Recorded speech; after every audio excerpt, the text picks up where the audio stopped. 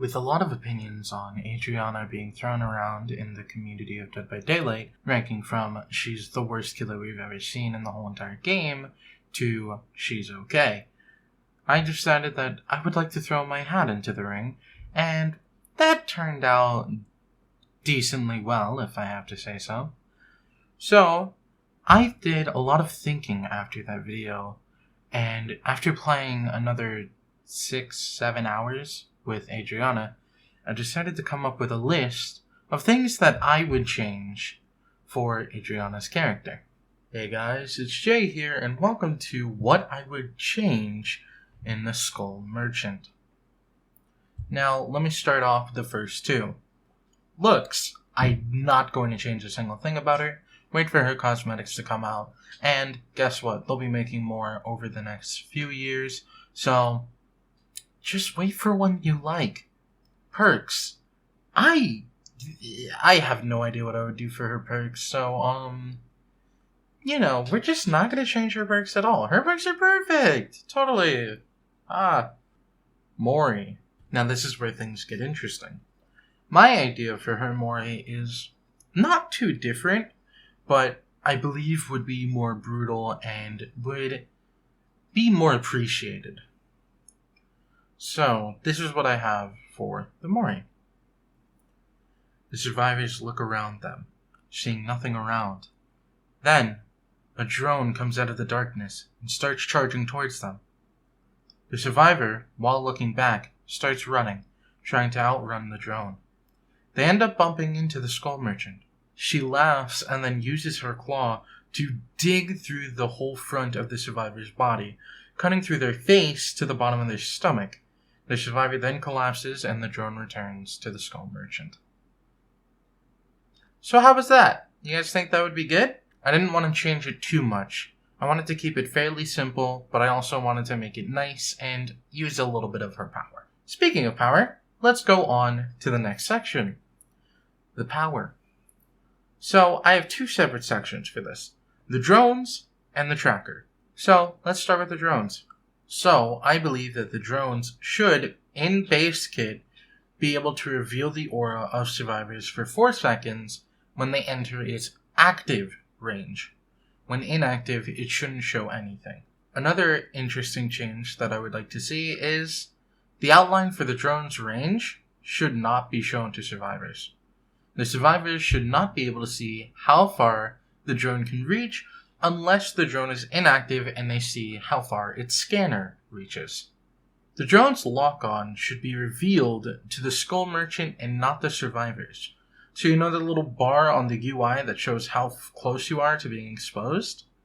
That should not be shown to survivors, but should be shown to the Skull Merchant. Or even shown to neither side. I would like to throw in here that I do believe that the exposed timer should still be seen by both parties.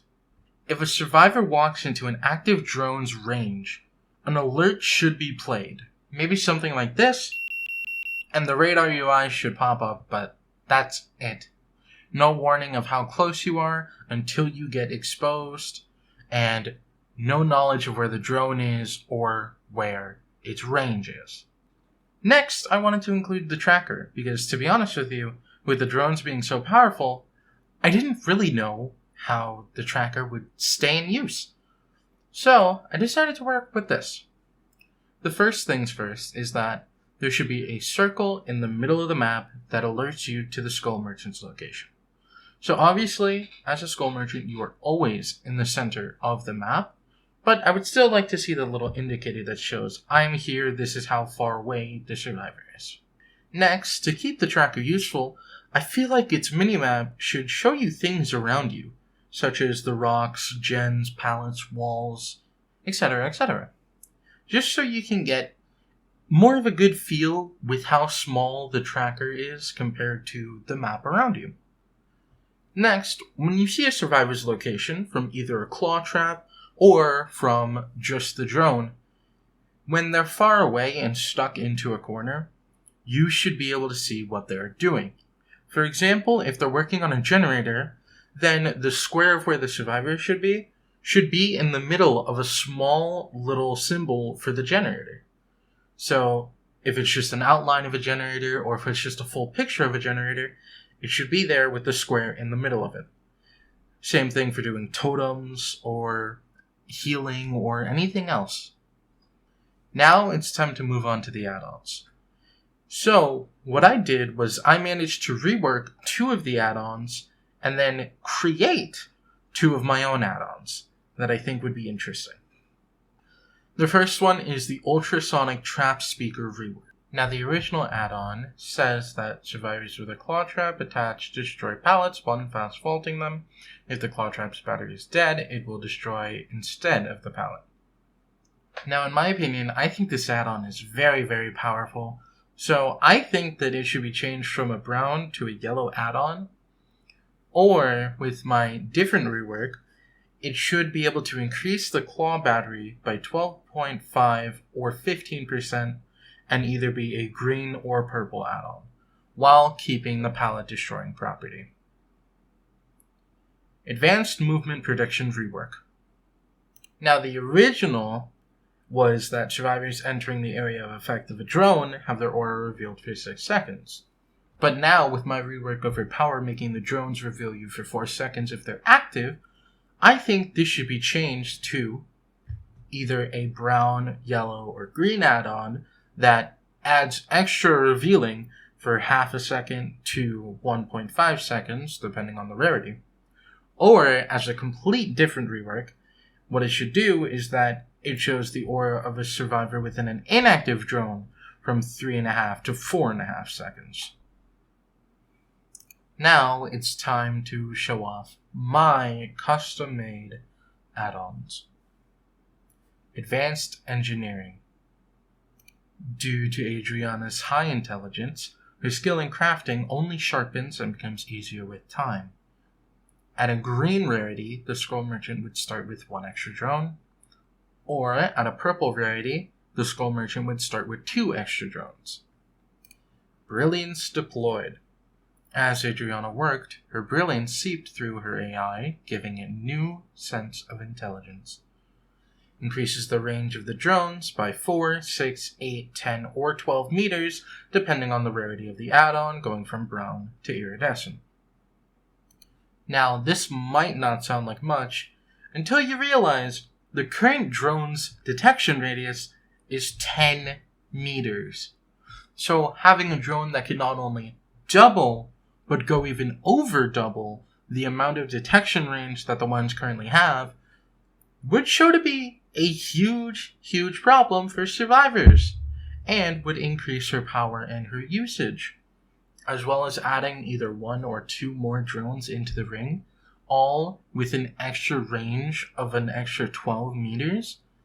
That might even be impossible for survivors. Now, I think my change of the add-ons is fair. Changing the trap speaker from a brown to a yellow, I feel like it's only fair, simply because it's really, really powerful, and actually is probably one of my favorite add-ons. As well as adding a battery pack to it, or an extra battery charge for the claw trap if you wanted to change it to a green or a purple. I feel like it's fair. Maybe you could rework the numbers from 12.5 and 15 to like 20 and 25, or if you wanted to do something more ridiculous, sure. But I feel like this is probably a fair increase in battery, especially because we already have the add-on that increases the battery by, I believe, an extra 20%. And with the advanced movement prediction, obviously that one needs to either be scrapped or reworked. So I decided that why scrap it when you just rework it into a better aura reading? Now, obviously, this would probably stack on top of Lethal Pursuer, giving you an extra 2.5 to an extra 3.5 aura reading seconds, which might be crazy, seeing as I already have the base at 3. But the reason why I kept the base at such a short time is because I knew Lethal Pursuer would add from 3 to 5, and I knew this add-on, whether it increased it from 5 to 5.5 or 5 to 6.5, would be really good at reading auras. It would give you 5 seconds of aura reading on the active drones, and then a full 5.5 to 6.5 seconds of reading aura on the unactive drone with the second edition of the rework. So if you were to put the 6.5 seconds of aura reading from the drone and Lethal Pursuer, and then activate the drone after that to get the extra 5 seconds of aura reading, that's 11.5 seconds of aura reading, or around 6.5. Either way, both of those is really, really good, especially because Lethal Pursuer is already 6 seconds, so having more than a second Lethal Pursuer simply with a drone feels really, really good. And the reason why I made Advanced Engineering was actually because I was thinking about the Huntress. The Huntress has her infantry belt, which allows her to store 2 more drones. Fuck. Allows her to store 2 more hatchets. So I thought to myself, if the Huntress can store 2 more hatchets, she has 5. Why can't we store 2 more drones when we have 4? It makes sense, and I feel like it works. And in fact, leading on the add-ons for Huntress, I was thinking of making an exposed add-on, or an add-on that makes it so that you're an insta-down if you try to take down a drone. And I thought that was too OP. So I decided not to include it, but in case you were thinking it, here's my idea. You try to take down a drone, once you take it down, it gives you a claw trap that has half the battery, but it makes you a one-hit down because you are exposed. That's my idea. And with Brilliance deployed, I just thought that the drone's range is lackluster and we needed more. But to be honest with you, it wasn't until I finished making the script that I looked and realized that the range of the drone is already at 10. So the fact that the range of the drone is so small, to have an add-on that increases it to anywhere from almost double to over double would be fantastic. And I think that it would be really helpful and healthy to just have the increase. I mean, we have add-ons that increase other characters' powers. Wesker has the increase in Ouroboros. Huntress has the increase in hatchets. Spirit has the increase in phasing. So why not allow the Skull Merchant to have her own add-on just like that? So, anyway, that is how I would personally rework the Skull Merchant. Thank you guys for watching. I hope you guys did enjoy, and let me know in the comments. Do you agree? Do you disagree? Are there any ideas that you guys have? Maybe I can make a part 2, throwing in some more add-ons, or reworking some more ones. Or if you guys have any idea for perks, let me know, because I really couldn't think of anything that hasn't already been done by the perks. So, let me know what you guys think. Thank you guys for watching, and until next time, see ya!